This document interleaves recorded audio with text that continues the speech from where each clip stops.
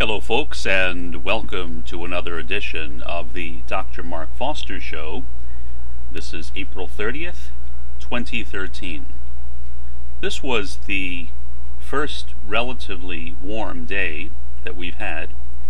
I mean reasonably warm in the sense of upper 70s.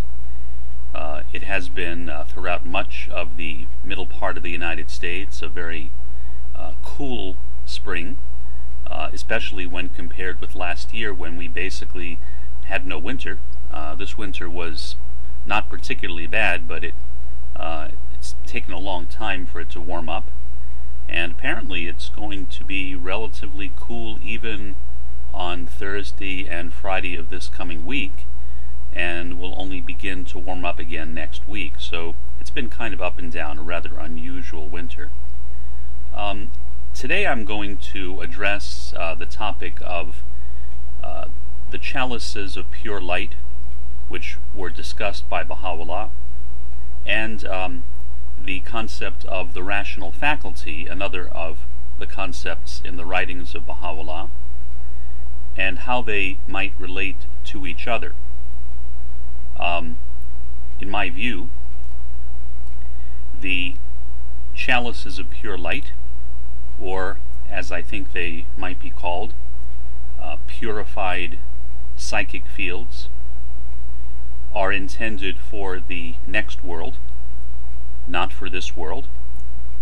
We know them by various names: auras, orbs, ghosts, perhaps even astral bodies. Refer to this chalice of light, which in the case of members of the highest levels of the next world, the Supreme Concourse, are referred to as chalices of pure light, and the people who have them, the souls who have them, would then be chalice bearers of pure light. What I'm going to do is to read a few passages which deal with each of those subjects. First, the subject of the chalices of pure light, and then going on to the rational faculty, and I will attempt to show the connection between the two, at least according to my understanding. Now, bear in mind, nothing that I will say here in any way reflects the official teachings of the Baha'i faith. These are only my own personal views. Take them for what you will, but please do not take them as authoritative. First, this is from the book Gleanings from the Writings of Bahá'u'lláh. By the righteousness of God, whoso openeth his lips in this day, and maketh mention of the name of his Lord, the hosts of divine inspiration shall descend upon him from the heaven of my name, the all-knowing, the all-wise. On him shall also descend the concourse on high, each bearing aloft a chalice of pure light. Thus hath it been foreordained in the realm of God's revelation, by the behest of Him who is the all-glorious, the most powerful. There lay concealed within the holy veil, and prepared for the service of God, a company of His chosen ones, who shall be manifested unto men, who shall aid His cause, who shall be afraid of no one, though the entire human race rise up and war against them.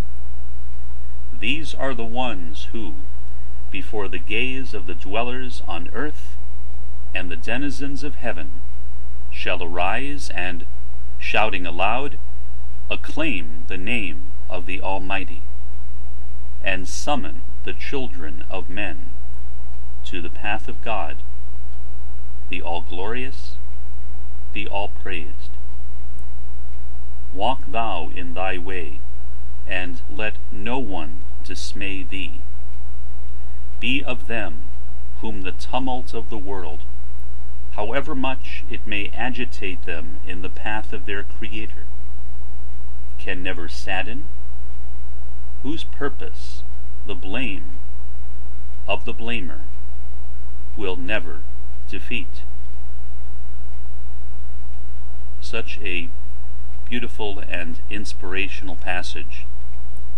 An excerpt from that passage was included in the book Messages to America by Shoghi Effendi, and I will read that. It's only one sentence long, and I think the important aspect of this is that it presents an interpretation of the chalices of pure light. So Shoghi Effendi wrote, "On every daring adventurer in the service of the cause of Bahá'u'lláh, the concourse on high shall descend, quote, each bearing aloft a chalice of pure light," unquote. These chalices of pure light from the celestial concourse or supreme concourse can assist us. I think that at times we can observe them. People have reported seeing orbs. People report seeing ghosts. Whether all of them would qualify as chalices of pure light, I don't know. But I think that they are all basically the same phenomenon, namely a psychic field. We have that psychic field here. Some people claim to have been able to photograph it using Kirlian photography. I don't know if that's true or not. Regardless, it is made very clear in the Baha'i texts that we are not to develop our psychic faculties in this world. In other words, as I see it, the psychic field is there. It is a part of who we are. What function it has here, again, I don't know. But at least we should be aware, I think, that meddling with it, developing psychic abilities, whether things like telepathy, clairvoyance, remote viewing, which is a type of clairvoyance, precognition, psychometry, telekinesis, any of these faculties that are developed here will, according to the Baha'i texts, actually end up hurting us in the next world. My own speculation is that the chalice of pure light or psychic field becomes a kind of interface between souls in the next world and souls here. And perhaps they also provide a way for souls in the beyond to communicate with each other as well. Developing those faculties here can literally hurt our psychic fields. My understanding of that is that it would create a kind of disorientation, so that when one arrives in the next world, it would be like not really knowing where one was, or not being able to communicate right away. God willing, I hope, that disorientation will be eventually corrected, but we certainly would not want to do anything which would prevent us from experiencing the wondrous joy of entering the world to come and experiencing the presence of souls that we have known here, souls perhaps that we wish we had, and souls that we have never thought about before, who I think will be available to us, all around us, in constant presence with us, in that higher dimension of the next world, however we might conceive of it. There really is no way to understand it fully, but certainly it's much more glorious, and I would say illuminating or filled with light than the world here. Much more radiant and splendorous and perhaps colorful, my sense, like perhaps the most beautiful dream one has ever had. That may be something like what the next world will be like, perhaps. So these chalices of pure light, or psychic fields, and their faculties are not for here.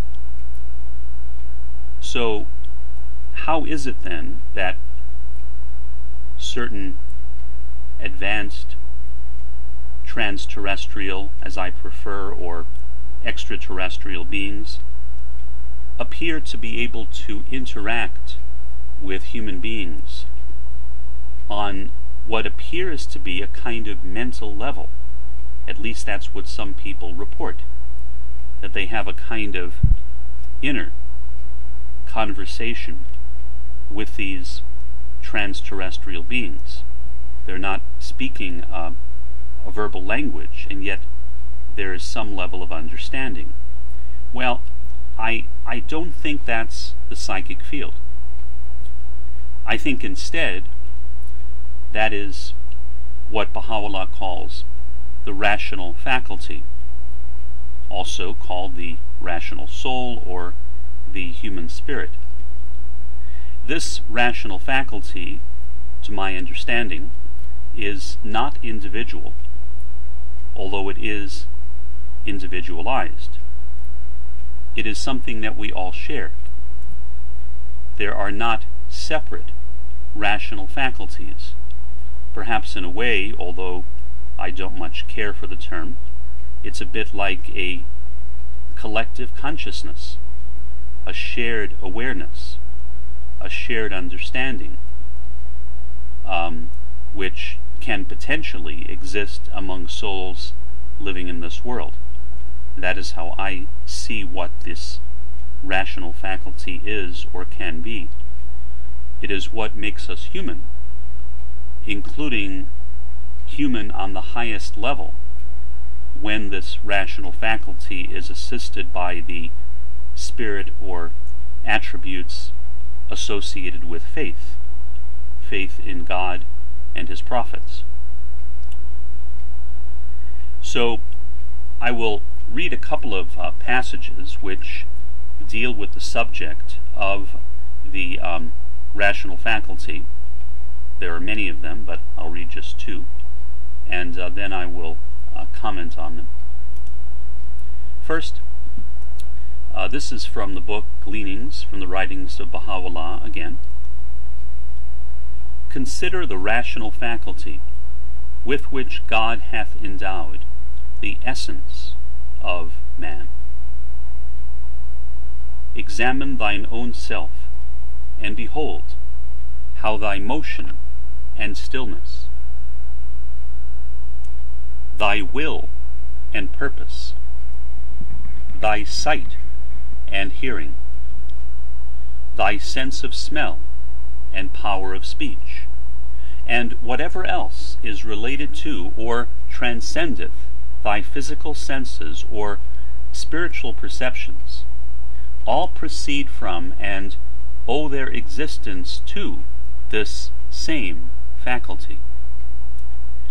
So closely are they related unto it, that if in less than the twinkling of an eye its relationship to the human body be severed, each and every one of these senses will cease immediately to exercise its function, and will be deprived of the power to manifest the evidences of its activity.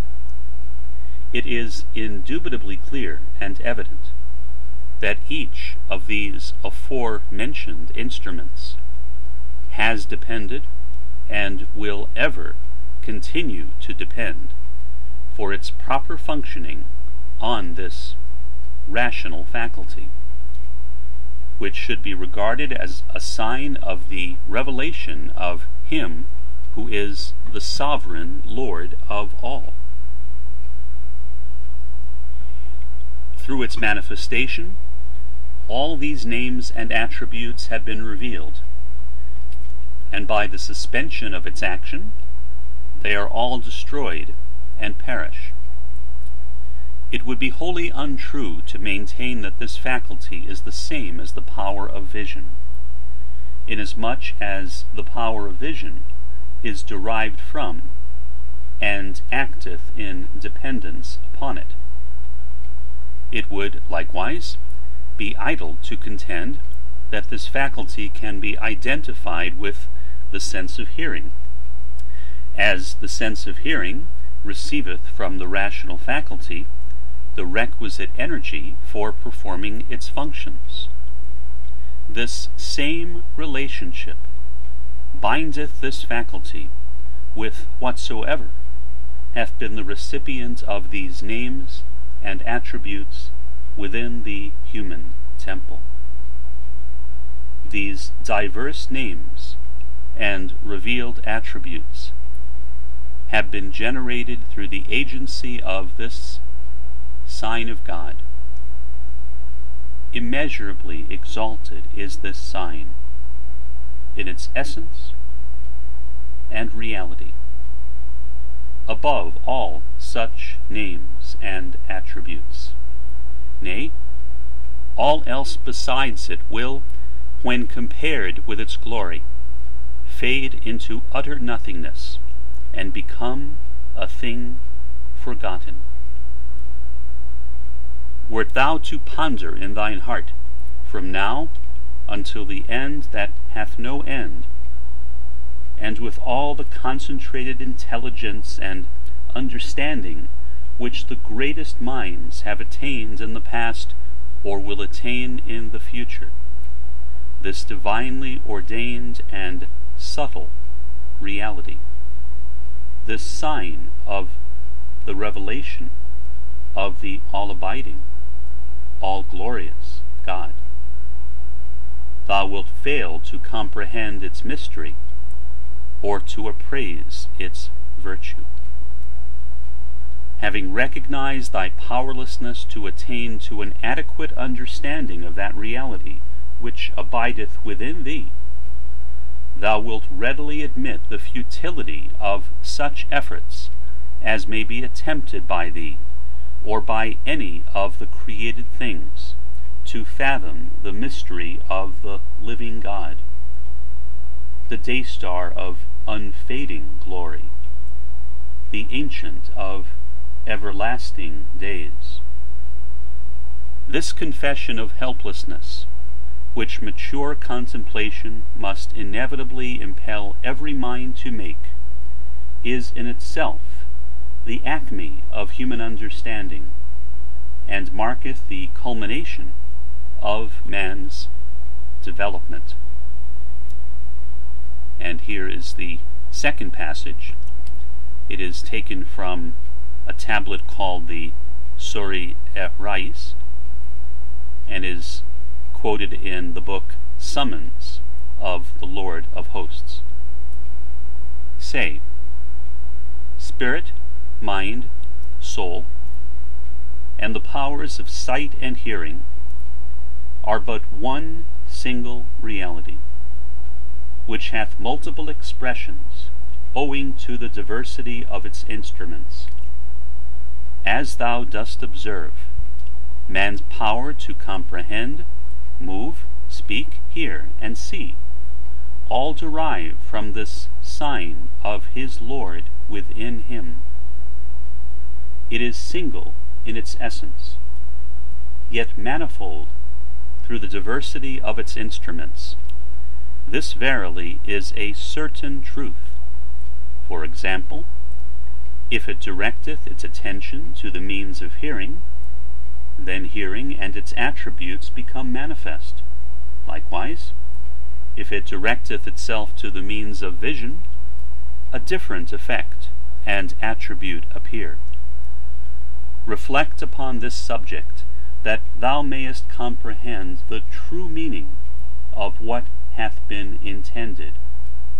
Find thyself independent of the sayings of the people, and be of them that are well assured. In like manner, when the sign of God turneth towards the brain, the head, and such means, the power of the mind and the soul are manifested. Thy Lord verily is potent to do whatsoever he pleaseth. So beautiful. This rational faculty then, or rational soul, or human spirit, is something that we share. It is what makes us human beings, at least human beings in this world. Perhaps in the world to come too, I don't know. But at least in this world, it is what makes us human beings. And I think that the powers of the rational faculty are much greater than anything that we can possibly imagine. Perhaps it won't be for thousands and thousands, maybe millions of years, before we fully, or even close to fully, are able to utilize the capabilities inherent in this shared rational faculty. And considering that it is only one faculty, not many, it is one faculty which is particularized or individualized to make human beings. We are all one. Since we are all one, we share thoughts and imaginations. We share our senses, and so forth, our will. Given that, it would not surprise me if, in the future, many of the functions that are now commonly seen as psychic, that are associated with this psychic field or chalice of pure light, will also become identified with the rational faculty. They will not be psychic because they're not coming from the psychic field, but the effect may be similar. So that is my own understanding. Take it for what you will. It's based on my own personal reflections. Obviously, part of it comes directly from my understanding of the texts themselves. The rest of it is my own speculations based upon those texts. Until next time, this is Dr. Mark Foster. Have a good one.